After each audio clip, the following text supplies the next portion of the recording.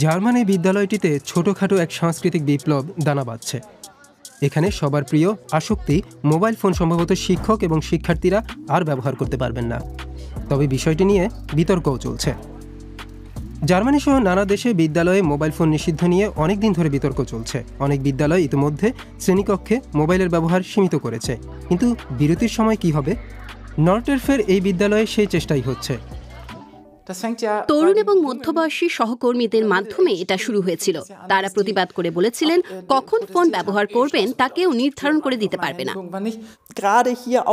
বিশেষ করে প্রত্যন্ত অঞ্চলে কোনো না কোনোভাবে খেয়াল রাখতে হয় যে সন্তান বিদ্যালয়ে পৌঁছেছে বা বাড়ি ফিরেছে, ফলে কোনো অবস্থাতেই ব্যবহার করা যাবে না বলা ঠিক নয়। মোবাইল ফোন নিষিদ্ধ করা ভালো, কারণ বিরতির সময় আমি এটি অনেক ব্যবহার করি। এখন শিক্ষার্থীরা বিরতিতে খেলাধুলা এবং আলাপচারিতায় বেশি মন দেয়। এতে মনোযোগ ও জানার সক্ষমতা বাড়ে, বিশেষ করে যাদের এসব ব্যাপারে দুর্বলতা আছে।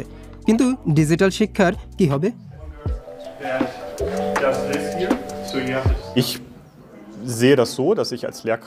আমি মনে করি শিক্ষক হিসেবে মানুষকে শিক্ষিত করা আমার দায়িত্ব। তারা এটা তখনই করতে পারে যখন তারা বিদ্যালয়ে এবং ভুল করার মতো জায়গা তাদের রয়েছে। ম্যাথিয়াস ডিওর্কস এই বিদ্যালয়ের 2 মিডিয়া হিরোর একজন। ডিজিটাল দক্ষতা উৎসাহিত করা তার কাজ। স্লেজভিগ হলস্টাইন রাজ্য এজন্য সপ্তাহে 6 ঘন্টা বরাদ্দ করেছে, কিন্তু 1000 শিক্ষার্থীর জন্য মাত্র 6টি ট্যাবলেট রয়েছে।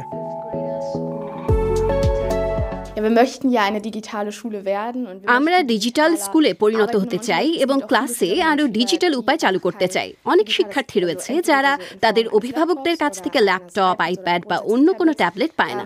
এর অর্থ হচ্ছে তাদের সেলফোনই ক্লাসের সবচেয়ে সহজলভ্য ডিভাইস।